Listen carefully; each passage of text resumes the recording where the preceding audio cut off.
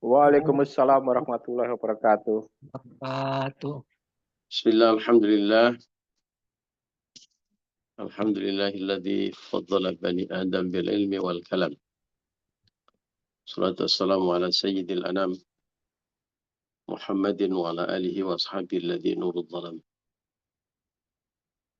Subhanaka la ilma lana illa ma 'allamtana innaka antal alimul hakim. Rabbi shrah li sadri wa yassir li amri wahlul 'uqdatam min lisani yafqahu qawli. Rabbi zidni ilma warzuqni fahma bi rahmatika ya arhamar rahimin. Liridhaila wa li syafaati Rasulillah wa li kulli niyatin salihah al-Fatihah. A'udzu billahi minasyaitonir rajim. Bismillahirrahmanirrahim. Alhamdulillahi rabbil alamin arrahmanir rahim maliki yaumiddin. Iyyaka na'budu wa iyyaka nasta'in ihdinas siratal mustaqim. Siratal ladzina an'amta 'alaihim ghairil maghdubi 'alaihim waladdallin. Rabbi firli wa liwalidayya wa li jami'il mu'minina amin. Bapak Ibu dan teman-teman rahimakumullah, pagi hari ini kita bisa berjumpa kembali dan bersilaturahmi ngaji bersama. Sebuah anugerah Allah yang sangat luar biasa.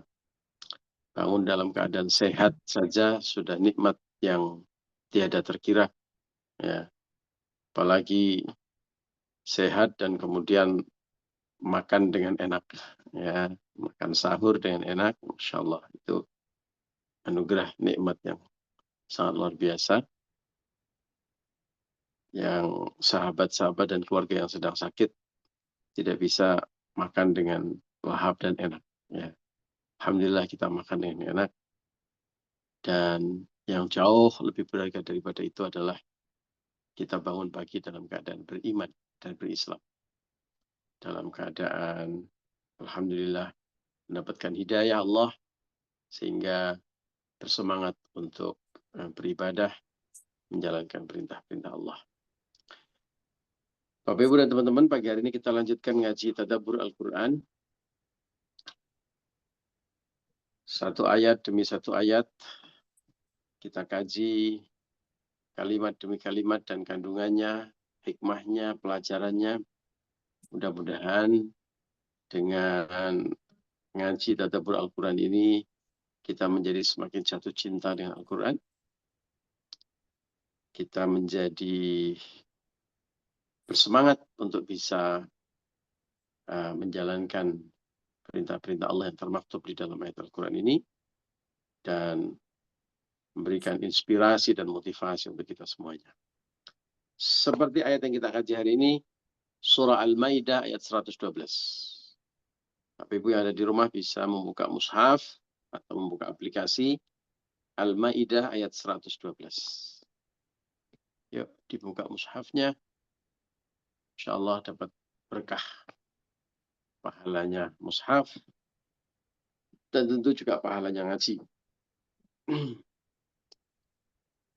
A'udzu billahi minasyaitonir rajim. Bismillahirrahmanirrahim. إذ قال الحواريون يا عيسى ابن مريم. إذ قال, ingatlah ketika berkata. Siapa yang berkata? Al-Hawariyun, kaum Hawari. Kita sudah belajar ya 2 atau 3 pertemuan yang lalu. Siapa itu Hawariyun? Kalau dalam Bible itu diterjemahkan sebagai muridnya Nabi Isa. Tapi kalau secara maknawi itu sebenarnya lebih pas sahabat. Ya. Orang yang sangat setia, bestie. Ya. Kalau murid kesannya itu ada gap. Ya. Makanya murid-muridnya Kanjeng Nabi itu disebut sahabat. Ya. Hawari itu sebenarnya lebih pas kalau disebut sahabat. Makna dasarnya itu putih. Ya, putih, bersih. Nah, sahabat itu kan putih, bersih. Ya. Yang benar-benar bestie, yang sahabat terbaik itu kan tulus, ikhlas. Tidak punya kepentingan, tidak modus. Nah, itu sahabat sejati. Nah, itulah Hawariyun. Yang tulus, ikhlas mengikuti para nabi, spesifik dalam ayat ini, dan biasanya terminologi Hawariyun dipakai untuk pengikut setia atau sahabat atau murid setia Nabi Isa alaihissalam. Nah,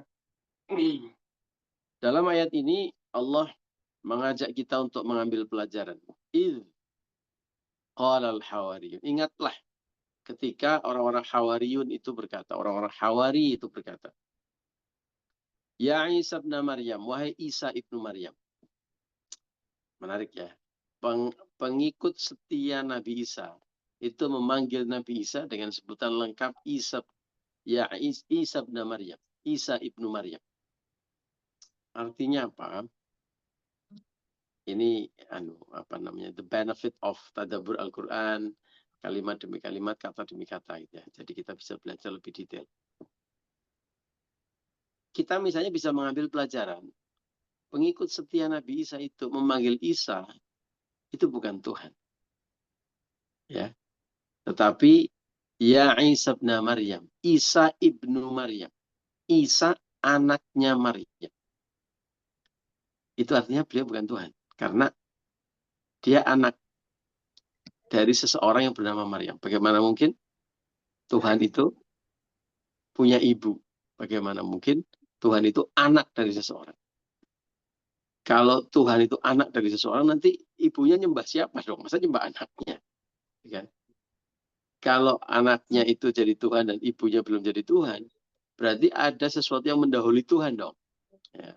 Nah, ini filosofi dari kenapa murid paling setianya Nabi Isa itu memanggil Nabi Isa sebagai Isa ibnu Maryam. Panggilan lengkap yang menunjukkan bahwa beliau itu Rasul, bukan Tuhan. Ya Isa ibnu Maryam, wahai Isa ibnu Maryam. Tapi itu bukan topik utama kita hari ini.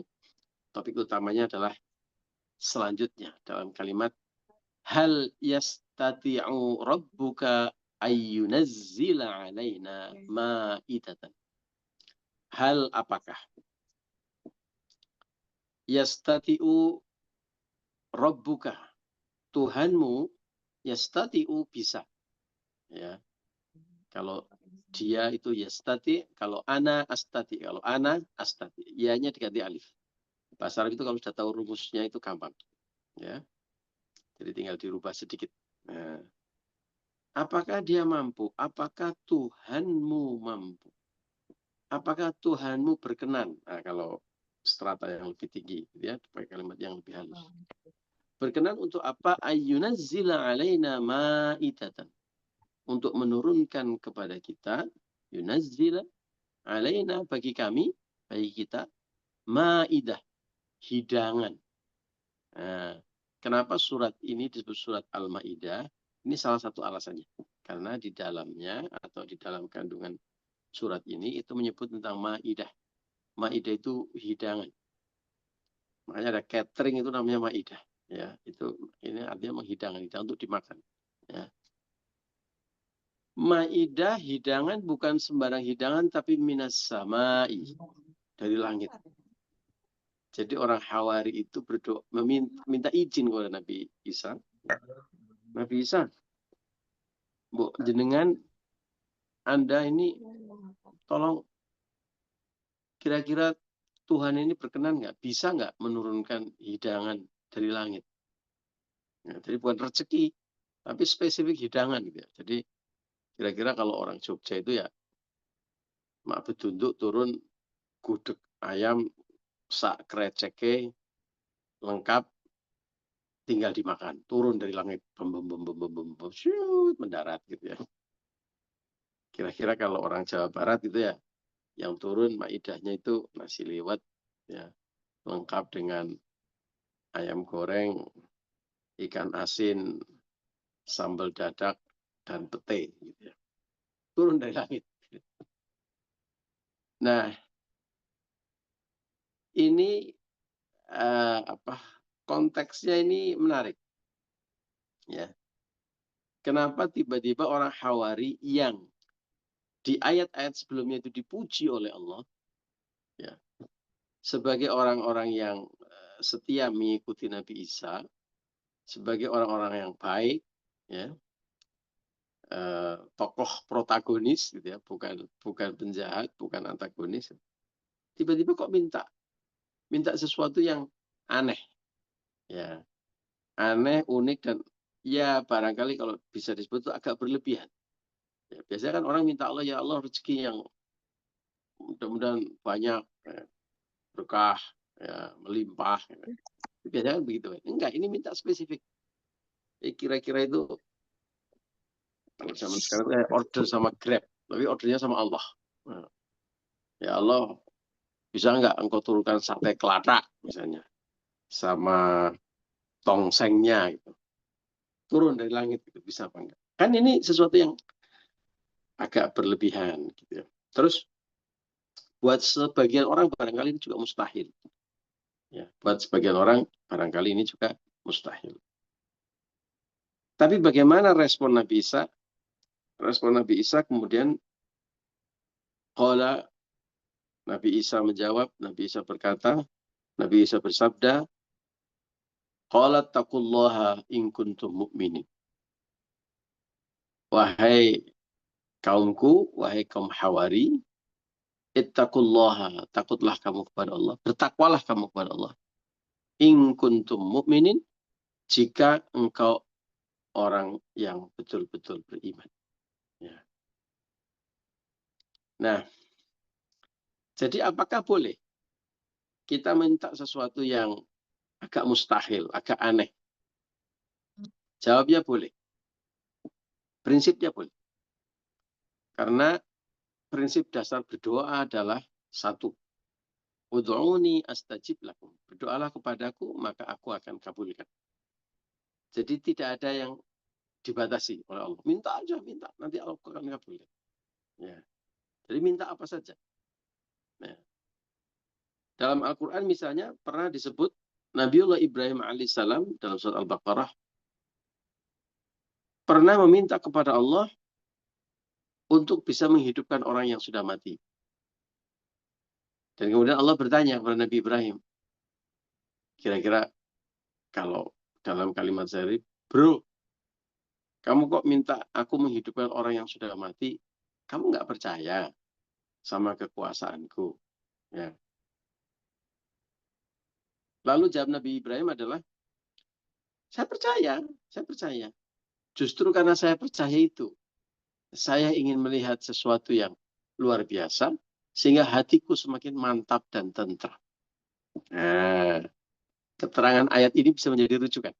Ya, bahwa boleh kita seperti Nabi Ibrahim, seperti orang Hawari, minta kepada Allah, minta apa saja. Bahkan termasuk yang mustahil atau almost mustahil. Ya, misalnya Nabi Ibrahim itu dikaruniai putra, dikaruniai anak itu setelah menunggu 83 tahun. Kira-kira kalau zaman sekarang, kira-kira mungkin sudah di apa judge, kamu sudah nggak bisa punya anak, gitu kan? Entah itu mandul, entah itu sudah tua, entah itu pokoknya kira-kira sudah nggak bisa punya anak, sudah mustahil, sudah hampir mustahil. Tapi Nabi Ibrahim tetap meminta, tiap hari terus meminta, merengek-rengek, menangis-nangis kepada Allah. Dan akhirnya dikabulkan, dikaruniai putra. Ya. Terus ada yang diuji dengan sakit, misalnya Nabi Ayub, tiap hari berdoa tanpa putus asa. Intinya nggak ada batasan untuk meminta. Memintalah kamu kepada Allah yang sedang-sedang saja misalnya. Yang jangan aneh-aneh. Minta. Ya, kita bisa minta aja. Minta apa saja. Alasan yang kedua, kenapa kita bisa minta apa saja? Karena yang kedua adalah bahwa berdoa itu bagian dari atau bukti, salah satu bukti dari keimanan kita. Kita percaya kepada Allah, kita minta. Iyyaka na'budu wa iyyaka nasta'in, hanya kepada Engkaulah aku menyembah dan hanya kepada Engkaulah aku meminta. Jadi doa itu sebenarnya perwujudan dari salah satu perwujudan atau indikator dari keimanan kita. Kalau kita nggak percaya, kita nggak akan minta sama Allah. Ya, Anda misalnya minta advice, tentu kepada orang yang kompeten untuk bisa memberikan advice. Ya, kalau Anda ngomong soal strategi kebijakan publik dan sebagainya, tentu Anda tidak bertanya kepada pedagang di pinggir jalan misalnya. Tapi kalau Anda mau tanya jalan di sekitar situ, Anda bisa tanya sama dia. Ya, karena relevan. Anda percaya dia bisa ngasih tahu. Ya. Sama dengan orang yang berdoa kepada Allah. Ketika orang itu berdoa kepada Allah, artinya dia beriman, dia percaya kepada Allah. Dan bukan hanya percaya kepada Allah, tapi juga percaya Allah berkuasa, Allah berkehendak, Allah bisa memenuhi permintaannya. Ya, maka berdoa itu bagian dari keimanan. Berdoa yang sungguh-sungguh dari dasar hati yang paling dalam, meminta sesuatu meskipun itu tampaknya mustahil akli, secara akal sehat itu mustahil. Tapi itu tidak bagi Allah. Allah Maha Kuasa. Sehingga bisa saja. Ingatlah ketika misalnya Nabiullah Musa alaihissalam. Have you ever been in the Red Sea shore in your life? Pernahkah engkau berada di tepi Laut Merah? Itu kisah Nabi Musa. Dikejar dari belakang oleh Fir'aun. Di depannya ada Laut Merah. Tidak bisa menyeberang. Tidak bisa mundur. There is no way back. There is no way out. Ya, tidak ada jalan mundur, tidak ada jalan keluar. Ya, but true. Itu benar-benar terjadi. Ya. Lalu beliau berdoa kepada Allah. Ya Allah, gimana nih? Kalau ngobrol gitu. Gimana nih? Udah sejauh ini. Masa jadi makanan empuknya Fir'aun gitu kan? Nabi Fir'aun. Masa jadi makanan empuknya Fir'aun gimana nih? Doa kepada Allah, pasrah pada Allah. Kasih jalan. Tampaknya mustahil kan, pukulkan tongkatmu ke laut itu, ke air itu. Dan Musa dengan keyakinan kok, bercanda loh. Masa suruh mukulin tongkat ke laut? Nggak ada keraguan sama sekali. Nah, itu orang yang betul-betul beriman. Maka kunci itu kalimat tadi yang di bagian terakhir dari ayat tersebut, in kuntum mu'min, jika engkau benar-benar orang yang beriman, in kuntum mu'min, jika engkau beriman, yakin betul. Nah, maka berdoa apapun dipersilahkan, meskipun tampaknya mustahil akli, secara akal sehat mustahil. Tetapi, nah ini ada tetapinya. Satu, nggak boleh minta sesuatu yang haram, jelas-jelas diharamkan oleh Allah. Ya Allah, ini buka puasa enak nih kayaknya kalau sama babi kecap misalnya. Ya, minta sesuatu yang haram itu jelas nggak boleh. Ya. Terus yang kedua, ini yang jelas haram itu jangan diminta ya Bapak Ibu. Meskipun minta apapun boleh, tetapi nggak boleh minta yang haram. Ya. Nanti jangan minta yang aneh-aneh. Ya. Yang kedua, ada yang namanya adab berdoa. Ya, adab itu ya etika berdoa. Di antara etika berdoa itu adalah kita tidak disarankan, namanya etika itu bukan dilarang ya, tidak disarankan atau tidak baik lah. Berdoa sesuatu yang menyalahi sunnatullah. Ya. Misalnya, ya Allah saya pengen kaya raya, tapi saya nggak kerja. Saya rebahan, saya udah menangis-nangis deh minta sama lu. Pokoknya tiba-tiba saya punya mobil, nggak usah nyebut merek ya, nggak usah nyebut merek. Ya Allah saya nggak mau belajar, tapi saya kepengen besok lulus ranking 1, dapat IPK-nya 4. Ya, itu kan menyalahi sunnatullah. Ya, universal law dari semua itu adalah ada hasil, ada usaha. Atau kita sebagai manusia itu wajib punya usaha. Ya Allah yang menentukan hasilnya, tapi kita wajib menentukan usaha. Ya Allah saya kepengen kaya, tapi saya nggak mau berhemat. Saya mau foya-foya, tapi kaya. Ya Allah saya mau masuk surga, tapi nggak mau beribadah. Nah, itu adab doa. Ya, meminta sesuatu yang mustahil, boleh. Tetapi kalau mustahilnya menyalahi kodrat, menyalahi sunatullah, itu tidak etis. Ya. Kalau yang pertama jelas tadi haram, nggak boleh meminta sesuatu yang haram, sesuatu yang dilarang itu nggak boleh. Nah, jadi kembali kepada ayat ini, perhatikan jawaban Nabi Isa kepada muridnya. Ketika muridnya minta hidangan turun dari langit yang zaman itu pemahaman mereka ini nyaris mustahil. Ya, kalau kita berpikiran positif, kaum Hawari yang memang sebelumnya dipuji oleh Allah sebagai orang baik, itu juga bukan dalam rangka ngolok-ngolokin Allah. Bukan dalam rangka ngetes, coba Allah bisa nggak nih. Itu juga termasuk salah satu yang. Jadi ketika berdoa, in kuntum mu'minin, sebagai seorang yang mukmin, itu berdoanya benar-benar sedang meminta kepada Allah. Ya. Meminta sesuatu yang dibutuhkan, makanan dari langit, mungkin mereka sedang sangat membutuhkan. Dan andai pun dalam kasus seperti Nabi Ibrahim, kepengen melihat kekuasaan Allah, itu bukan karena tidak yakin dan tidak percaya akan kekuasaan Allah. Lo bisa kagak lo, katanya Tuhan Maha Kuasa. Coba no, ambilin emas yang ada di atas Monas misalnya. Bukan dalam rangka ngolok-ngolok dan ngetes seperti itu. Tapi dalam rangka memang satu butuh, yang kedua karena yakin Allah mampu memenuhi doanya. Dan bukan dalam rangka sedang mengolok-olok, tapi meminta, memohon, butuh, dan yakin dengan kekuasaan Allah, yakin dengan kekuatan Allah, yakin bahwa Allah maha mewujudkan sekali. Ya. Jadi pesan terakhir, in kuntum mu'minin, berdoanya dalam keadaan mukmin, dalam keadaan yakin, bukan dalam rangka mengolok-olok dan bukan dalam rangka ngetes dan sebagainya. Ya.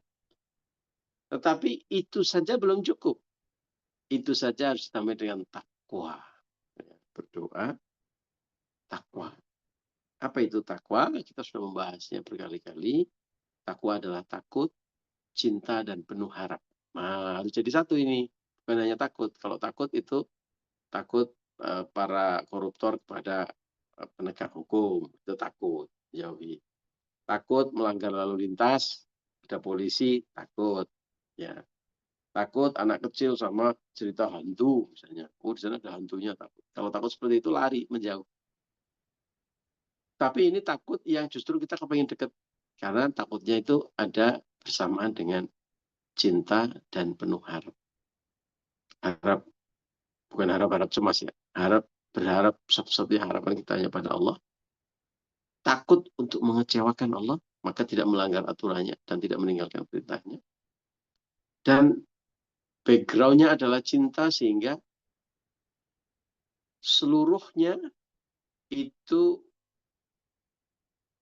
in total bukan menjauh, tapi inginnya mendekat. Ya.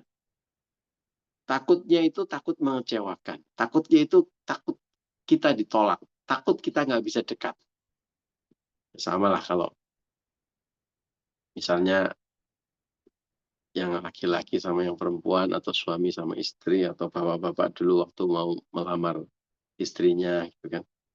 Itu kan kita kepengen perfect, ya, kepengen sempurna di depan pasangan kita. Takut. Nah, takutnya bukan takut ingin menjauh, tapi takut kalau tidak diterima, takut kalau tidak membuat nyaman, takut kalau mengecewakan. Itulah takwa. Nah, dalam konteks berdoa, takwa itu apa? Takwa adalah doa yang dibarengi dengan tindakan-tindakan kesolihan atau amal solih. Takwa dalam konteks berdoa adalah juga berarti menjalankan perintah Allah dalam konteks bahwa setiap harapan kita harus dibarengi dengan usaha yang maksimal. Tidak berhenti hanya di doa. Dan tentu juga tawakal atau kepasrahan kepada Allah secara total. Nah, jadi berdoanya orang yang beriman dan bertakwa adalah benar-benar berdoa, yakin kepada Allah. Allah akan mengabulkan permohonan kita. Tidak ada keraguan sama sekali. Tidak ada syakwa sangka. Dibarengi dengan amal solih. Berdoa setelah amal soleh itu salah satu doa yang mustajabah. Makanya jangan dilewatkan kalau habis sholat tidak berdoa, sayang. Ya, karena salah satu doa-doa mustajabah itu adalah doa yang dibarengi atau setelah melakukan amal soleh. Setelah sodakoh, transfer Jumat berkah, berdoa. Ya, jangan disia-siakan. Ya. Habis sholat, Assalamualaikum warahmatullahi wabarakatuh. Assalamualaikum warahmatullahi wabarakatuh. Langsung yang dipegang handphone. Sayang, ya. Ini masih basah bibir kita, ya. Masih hangat seluruh ruas-ruas tubuh kita. untuk beribadah kepada Allah, manfaatkan dengan baik, berdoa. Ya, berdoa. Tapi jangan lama-lama saking khusyuknya berdoa 2 jam, itu tidur namanya, ya bukan berdoa. Ya. Jadi dibarengi dengan amal soleh atau setelah melakukan amal soleh. Itu salah satu waktu yang mustajab. Itu orang-orang yang bertakwa, berdoa bersama dengan amal soleh, dengan kesolehan, berdoa dengan penuh keyakinan, berdoa bukan meminta sesuatu yang diharamkan oleh Allah, berdoa bukan dalam rangka syak wasangka kepada Allah, ya, tapi berdoa karena penuh harap dan karena penuh keyakinan. Itulah berdoanya orang yang beriman dan bertakwa. Dan itulah yang diwasiatkan Nabiullah Isa alaihissalam kepada para muridnya, para hawariyun. Gak apa-apa minta, tapi memintalah sebagai orang yang beriman dan bertakwa. Demikian Bapak Ibu. Jadi doa apa yang ingin Anda panjatkan pagi hari ini? Tidak usah dikasih tahu, nggak apa-apa, rahasia. Tapi mari kita berdoa sebagaimana ajaran Nabi Isa kepada para muridnya, berdoa sebagai orang yang beriman dan berdoa dengan penuh ketakwaan. Mudah-mudahan qabul hajat kita semuanya. Mudah-mudahan Allah memberikan yang terbaik kepada kita semua. Terima kasih. Mohon maaf atas segala kekurangan dan kekhilafan. Wallahul muwaffiq ila aqwamit thoriq. Assalamualaikum warahmatullahi wabarakatuh. Waalaikumsalam warahmatullahi wabarakatuh. Waalaikumsalam warahmatullahi wabarakatuh. Matur Terima nuwun kasih Bapak Ustaz. Ibu. Iya. Ada yang mau disampaikan atau ditanyakan?